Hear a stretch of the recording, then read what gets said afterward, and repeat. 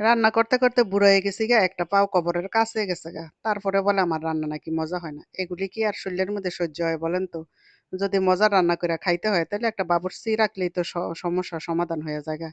তাহলে কি আর আমার এই কথাটা শুনতে হয় বলেন?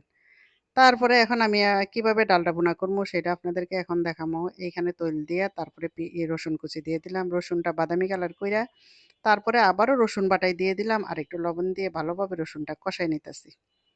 কষানো হয়ে গেছে, এখন আমি ডালটা দিয়ে দিব। ডালটা কিন্তু ধুয়ে আমি 15 মিনিট পর্যন্ত ভিজায় রাখছিলাম।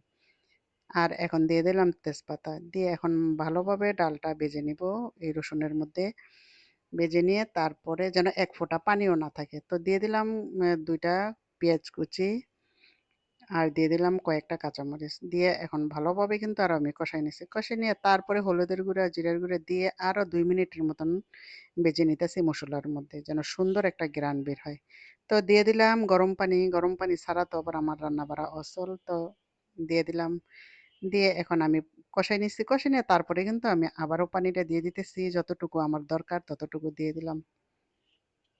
তো আমার জামাই বলতেছিল, এ টমেটো কিন্তু অল্প, অল্প করে খাবা, কারণ ৳২২০ কেজি কিন্তু টমেটোর কেজি। তো ভাবলাম থাক ২ টা দিতাম না, ১ টাই দেই। কারণ জামাইর কথা তো আর ফালানো যাইব না। আমি আবার জামাইয়ের কথা অক্ষরে, অক্ষরে পালন করি। তো এইখানে আমার পছন্দের জানের জান কলিজার টুকরা ধনিয়া পাতা সেগুলি কুচি, কুচি কইরা কাইট্টা দিয়ে দিলাম। দিয়ে এই যে দেখেন ডালটা কি সুন্দর সফট হইছে। তারপরে একটা ডালও গলে নাই, ভাঙে নাই। এখন দেখেন মরিচগুলি দিয়ে কি সুন্দর করে সাজাই দিতেছি, দেখতে যেন একটু লোভনীয় লাগে। যদি আমার রান্না পছন্দ হয় তাহলে কিন্তু একটা ফলো দিয়েন। আর না দিলে তো আপনাদের কাছ থেকে জোর করে নিতে পারব না। ভালো থাকেন। আল্লাহ হাফেজ।